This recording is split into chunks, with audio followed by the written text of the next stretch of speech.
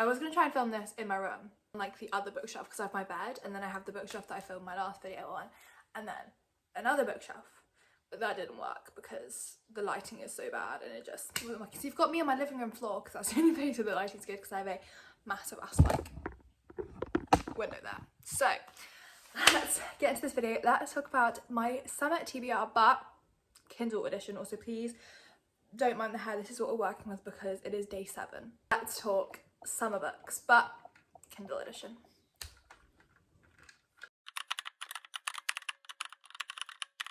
I really can't work out what I want to do with my hair because I also tried to, I mean, I can barely plait it, but like I did pigtails and then plaited it to see if it did, and think it really didn't. So, and then I brushed it to put it in the ponytail. So it's kind of crazy. I'm genuinely going to go wash it after this, but let's actually get into the video. So my last video, you may not have seen it, you may have seen it. I posted my physical TBR of the books I'm going to read this summer, but I'm also a massive Kindle girl. I love to have at least one book going physically and one book going on my Kindle. So let's talk about the books that I want to get to this summer period on my Kindle. I am a Kindle girl. I love my Kindle to the end. It's just the basic, like, average Kindle, not any of these special ones. Like, I still have the ads and everything, but I also have Kindle Unlimited. I am very lucky. My grandparents, like, it's my recurring Christmas present every year from my grandparents, so I'm very lucky to get that.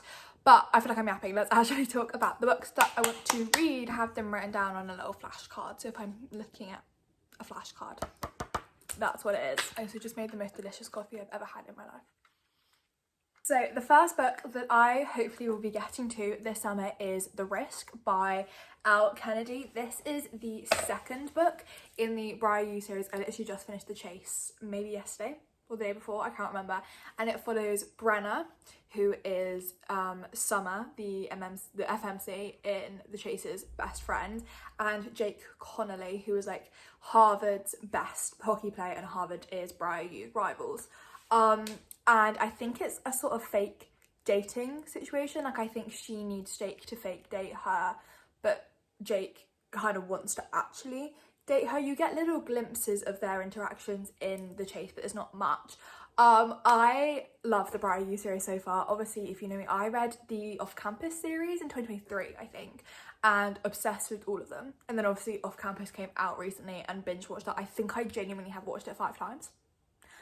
Not even kidding. Like, if I don't know what to put on and I just want something on in the background, it's either YouTube or Off Campus, like one of the two. So I'm obsessed with it. So I was like, I realised I never got to the Briar U series, and I was like, oh, well, I'm going to have to read them on Kindle Unlimited before they all suddenly get taken off, because I know they do that when like TV shows get put on. And also because in Off Campus there has already been like a lot more interlink than there is in the books. Like, we've already met Hunter Davenport, which that's all been added differently because Hunter and Addie obviously don't do anything in the books, so that's all different. But I was like, also, before this next season comes out, I do want to have read the Briar U, just in case any more kind of spoilers come up like that. So that is the first book I want to read. I loved The Chase, like I said, and I was living for all the like Hannah. I mean, there was a few Hannah and Garrett snippets. There was a lot of Dean because Summer is Dean's sister.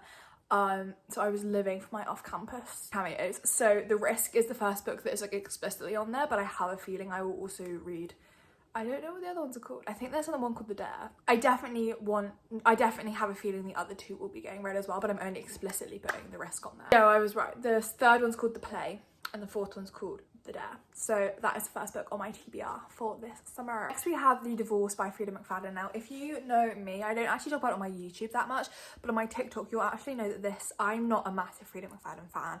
I loved her when I read like the Housemaid series and a few of her like popular ones after that, but after a while I think I kind of blame myself. I read a bunch of her books back to back because I found that it used to be my ritual every Sunday.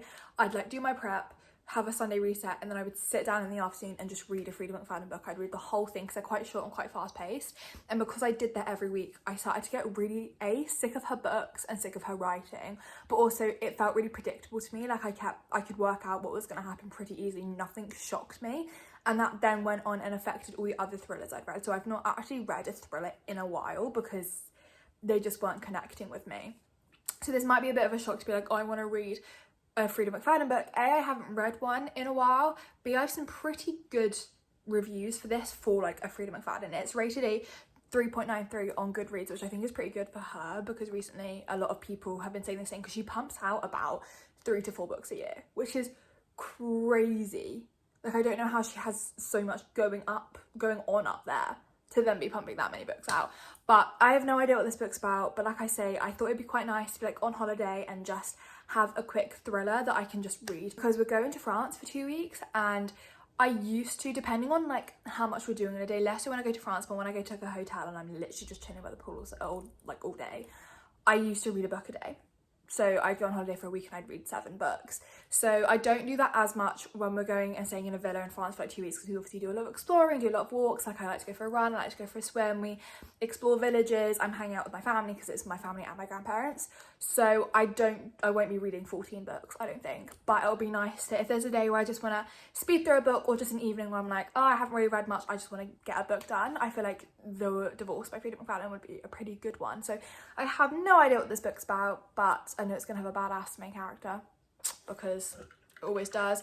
So that's on the list. I have no idea anything about it, but it is just, honestly, it's like I'm adding there for if I need a quick read, to be honest. The next book on the list is How to Write a Love Story by Catherine Welsh. I have only seen like the best things about this book. I think that just might be my side, because I have like heard other people talking about this book, talking about the negative reviews they've had. So I personally not seen any negative reviews, but I've heard people talk about negative reviews they've seen. But I've read one other book by Catherine Welsh. It was Holiday Romance, I think it was called. It's like a Christmas book I read around Christmas, I think last year. And I did really enjoy it. It was very, very cute. I did that was like a friends to lovers, like missed chances, and they could like, it doesn't really matter, we're not talking about that book. But this book is about Sierra, and her dad was the author of a massive like epic fantasy series, and he dies, and in his will I'm not sure if it's his will, but he wants her to finish the series off for him, because she's also a writer, and he wants her to basically ghostwrite the end of the series for her. And then we also have Sam, who is a big fan of this series, but he's also an editor, and they go to Ireland, I think, for 2 weeks to try and finish this series. And so we're gonna watch as, I'm guessing, they fall in love, but also she like finishes off the series. And I just love the idea. It sounds so cute. Again, I said I've only seen the best things. I've had a really great experience with Catherine Walsh before, so I'm very, very excited to read this. Also, I love reading books about like book editors and writers, like Book Lovers by Emily Henry, one of my favorite books. I loved just seeing like the behind the scenes of that. Like, it was really great. And also Dead Romantics by Ashley Ponston, I think she was a writer, or one of them was a writer. Well, I mean, one of them the ghost, so I think she's a writer in that too. I can't remember, maybe she's an editor. But I do love having the like having a writer. Yeah, so I'm very excited to read that. It just has a great vibe, and I love anything Irish. So you had me at Ireland. Next book on my TBR is Rules for the Summer by Megan Quinn. I've read a few books by Megan Quinn, and I really like her writing. She always has like a nice summery vibe that I love, so I thought, again, perfect for the summer, obviously. So this book is about Renly and Theo, and so Renly buys, I think, her favourite sweet candy shop that is going, I think it's closing down, and she decides to fix, she's like, I'm gonna fix it, and I'm not gonna let like the town think I'm a failure, like apparently they did to her father. And then Theo, he is like this rich boy who is under his father's control, blah blah blah, and he says drunkenly says yes to something. I think the vibe I'm getting is he says yes to something, to Truth or Dare, drunkenly says yes, and they end up being neighbours essentially. And I think it's gonna be a little falling in love, forced proximity kind of vibe. Again, I don't really know much. I said this in my last video, but basically recently I've been trying to not read too much into blurbs, because I feel like they're honestly giving too much away. So I don't know that much. The vibe I've got from the blurb is it's like a forced proximity, getting to know each other because they're living next to each other, but trying to restore a place. That's the vibe I'm getting, but all I know is it's feeling very summery. There's literally summer in the name, and that's all I need to know, really, that it's going to be a summer vibe. The next book on the TBR is Power Play by, I want to say Chelsea Curto? I don't know how to say her surname, but she is the author of the DC Stars series, and this is the second book. I read the first one about a month ago, and I really, really enjoyed it. So it follows Piper, who is Emmy, the main character, female main character in the first books, like best friend. They kind of live together, and she's just gone through a divorce. She's I think she's a physio, or she's something to do with that, with the DC Stars, and she has just gone through a divorce, and she's kind of struggling. She's not very sure of herself, especially in the bedroom, and so she kind of partners up Liam, who is the goalie of the of the DC stars, and he kind of is going to help teach her all about that, get a bit more confident, blah blah blah. And then they one night they go to Vegas and they wake up and they're married. They got married at Vegas because they got drunk. So I think it just kind of follows them having a like friends with benefits, but also like fake marriage, because if it's like any other like sports romance I've read like that before where they like get married, it looks bad for publicity if they like fake got married and then they've got to get divorced. So I think it's gonna, I'm assuming it's gonna be like the stars being like, you guys have got to stay together, blah blah blah. So I love a fake marriage trope so freaking much. I love it. Like Marriage for One by Ella Mays, love that book. Can't think of anyone off the top of my head, but I know I love that trope, so I'm so excited to read this. Again, I love a little sports romance. It's definitely me coming out of like the off-campus like slumping me, like I need to find another one that's more like fun. So I really love this series. Well, I've only read the first book, but I really love that, so I'm very, very excited to hopefully keep going with this series. And then this is going to be the same as A Brighter You. If I like the next one, or I'm in the mood to read the next one, then I'm going to pick that one up. But for now, we only had the second book in the series, like explicitly on the TBR, otherwise this TBR would be so long. Caught up by, I can never say her name, Navisa Allen, I think, which is the second book in the Lights Up series. Maybe just under a year ago, I went through a really big dark romance phase while I read a lot of like Lights Up and the Mindfuck series, which I really enjoyed. I can't read too many back to back because it does get to me, but I wanted to continue this series.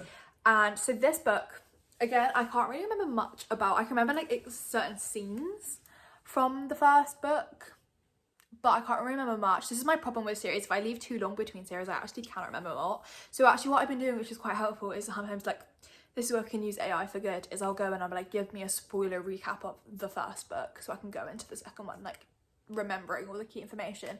But this follows Junior, who becomes obsessed with this girl called Lauren, who on the outside seems really like sweet and like not at all anyone who'd get mixed up in him. Like he's, you know, he lives in a very like violent kind of world. But then he looks her up online and basically finds out that she's not who she's not who she's perceived as on the outside, and she actually works at a play club.